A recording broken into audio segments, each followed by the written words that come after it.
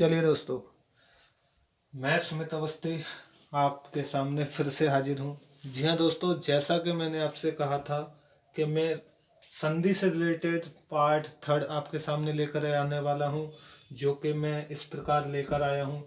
जी दोस्तों, हमने पार्ट 1 में आपको संधि में स्वर संधि कराई है, पार्ट 2 में आपको व्यंजन संधि कराई है, और आपकी लास्ट संधि होती है दोस्तों विसर्ग संधि।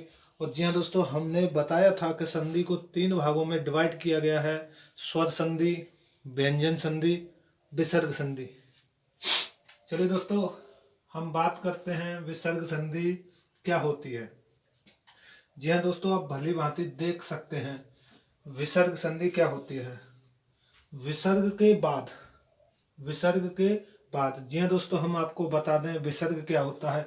जहां पर 2 बिंदियां लगी होती हैं, ये ऐसे, इसे हम क्या बोलते हैं? विसर्ग। विसर्ग के बाद किसी स्वर, यानी कि ये आपका विसर्ग दिख रहा है दोस्तों, इस ने के बाद विसर्ग लगा हुआ है। विसर्ग के बाद किसी स्वर अथवा व्यंजन, इसके बाद या तो स्वर आ जाए या व्यंजन आने से, इसके आने से विसर्ग में जो, इस विसर्ग में जो परिवर्तन हो जाता है उसे विसर्ग संधि कहते हैं दोस्तों। उसे हम क्या बोलते हैं? विसर्ग संधि बोलते हैं। जैसे इसके रूल नंबर 1 की बात करें दोस्तों, धन के पहले, जी हाँ दोस्तों, हमारा ये रहा धन, इस चिन्ह को हम क्या बोलते हैं? धन। धन के पहले विसर्ग आए, जी देख सकते हैं आप दोस्तों, ये विसर्ग दे रखा है आपका चिन्ह, विसर्ग आए। या विसर्ग के पहले, इस विसर्ग के पहले इकारांत या उकारांत आए, यानी इस वर्ड को हम बोलते हैं इकारांत या इकारांत वर्ड आए आए तथा धन के बाद, धन के बाद, इस धन के बाद च या छ, च या छ आए तो विसर्ग का आधा स हो जाता है दोस्तों। विसर्ग का आधा स हो जाता है। कब हो जाता है दोस्तों? यदि धन के बाद च या छ वर्ड आपके आ गए तो आपका इसका विसर्ग स में चेंज हो जाता है दोस्तों। जैसे बात करते हैं निह धन छल, तो ये विसर्ग आपका किस में चेंज हो जाएगा? स में। तो क्या हो जाएगा इसका? निश्चल। वहीं बात करते हैं निह धन चल, तो आपका ये विसर्ग दे रखा है वो किस में चेंज हो गया? स में। क्योंकि यहाँ पर च और छ वर्ड आए हैं तो ये किस में बदल जाता है? आधे स में। तो ये क्या हो जाएगा दोस्तों? निश्चल। चलिए दोस्तों, बात करते हैं हम रूल नंबर 2 क्या होता है हमारा विसर्ग संधि का। चलिए दोस्तों, ये रहा आपके सामने रूल नंबर 2। रूल नंबर 2 क्या होता है दोस्तों? यानी कि नियम नंबर 2। दोस्तों, बात करते हैं नियम विसर्ग संधि का। नियम नंबर 2 क्या कहता है? धन के पहले, जी हाँ दोस्तों, धन क्या होता है हमने आपको पहले ही बताया है। धन, ये जो चिन्ह होता है इसको हम धन बोलते हैं। धन के पहले विसर्ग आए, इस धन के पहले ये जो 2 बिंदी लगी हुई है ये विसर्ग कहलाती हैं। इसमें लिख रखा है साफ साफ, धन के पहले विसर्ग आए, यानी धन के पहले विसर्ग आ गया, विसर्ग आए। और विसर्ग के पहले इकारांत या उकारांत आए। इकारांत का अर्थ होता है दोस्तों जो छोटी ई की मात्रा वाले या छोटे ऊ की मात्रा वाले वर्ड आए, वर्ड आए तथा धन के बाद, इस धन के बाद ट या ठ वर्ड आए, इस धन के बाद ट या ठ वर्ड आए तो विसर्ग का आधा स हो जाता है दोस्तों। ये जो सीट वर्षा स होता है पेचीस वाला, इस आधा स हो जाता है। जैसे दोस्तों दोहा प्लस ट, तो इसका हम संधि जब इसको इकट्ठा करके लिखेंगे तो क्या लिखेंगे दोस्तों? दुष्ट। आधा, आधा स इस पे हमने लगा दिया दोस्तों। यही कहा है कि ट और ठ का वर्ड आए तो विसर्ग का आधा स हो जाता है। यही बात करें इसका क्या होगा दोस्तों? प्रति प्लस ठा, आधा स लगा दिया इस पर। यही बिल्कुल आपको जैसा कि जैसा इस रूल के अंदर लिखा है वैसा का वैसा आपको करना है, कुछ अलग नहीं है। चलिए दोस्तों, मुझे आशा है कि आपको ये एग्जाम्पल अच्छे से समझ में आए होंगे। चलिए दोस्तों, बात करते हैं हम रूल नंबर 3 के बारे में। रूल नंबर थर्ड ये रहा आपके सामने। चलिए दोस्तों हम बात करते हैं रूल नंबर थर्ड क्या होता है।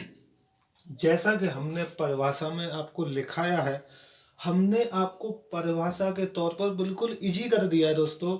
बिल्कुल आपको अच्छे से समझ में आ जाएगा अगर आप परिभाषा को 1 से 2 बार पढ़ लेंगे और अपने जहन में बैठा लेंगे, इसको यूज यहाँ करेंगे, तो आपको विसर्ग संधि अच्छे से समझ में आने वाली है दोस्तों। चलिए दोस्तों हम बात करते हैं रूल नंबर थर्ड क्या होता है। यदि धन के पहले, यानी दोस्तों ये होता है हमारा चिन्ह प्लस का, इसे बोलते हैं धन। धन के पहले विसर्ग आए, देख सकते हैं दोस्तों ये जहाँ आपका विसर्ग, विसर्ग चिन्ह आपका क्या होता है, ये जो डबल बिंदी होती हैं इसको हम बोलते हैं विसर्ग दोस्तों।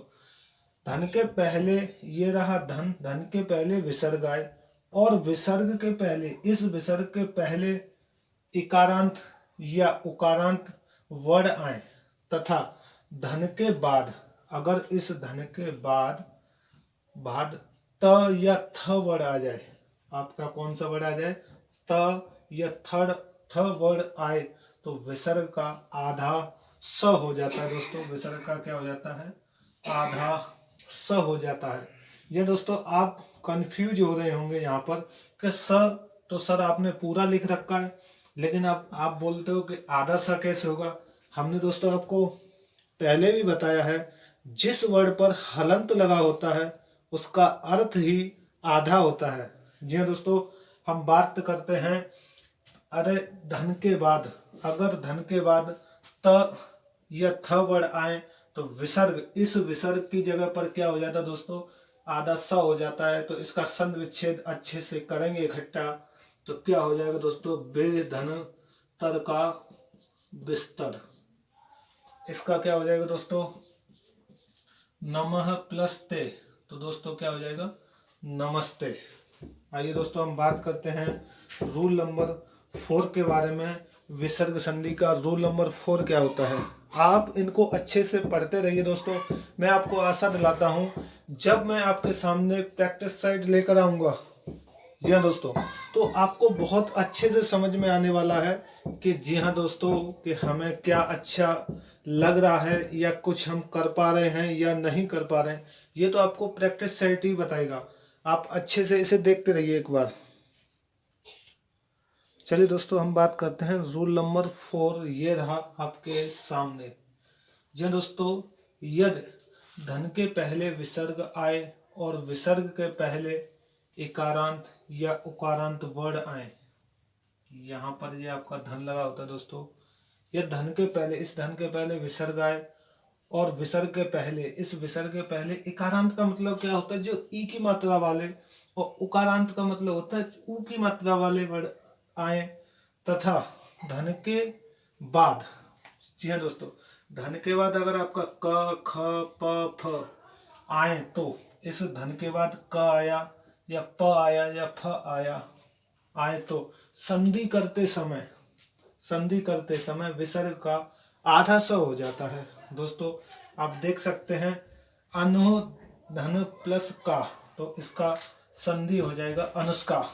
पुह धन पा, तो पुष्पा। नेह धन फल, तो निष्फल। जी दोस्तों, यहाँ पर एक लास्ट में लाइन दे रखी है, लेकिन इकारांत उकारांत के अतिरिक्त कोई अन्य वर्ड आए, यानी ना तो छोटी ई की मात्रा वाले वर्ड आए ना तो छोटे ऊ की मात्रा वाले वर्ड आए, इसके अतिरिक्त कोई अन्य वर्ड आए, तो क्या करते हैं दोस्तों, इसके अन्य कोई वर्ड, विसर्ग का कोई परिवर्तन नहीं होता।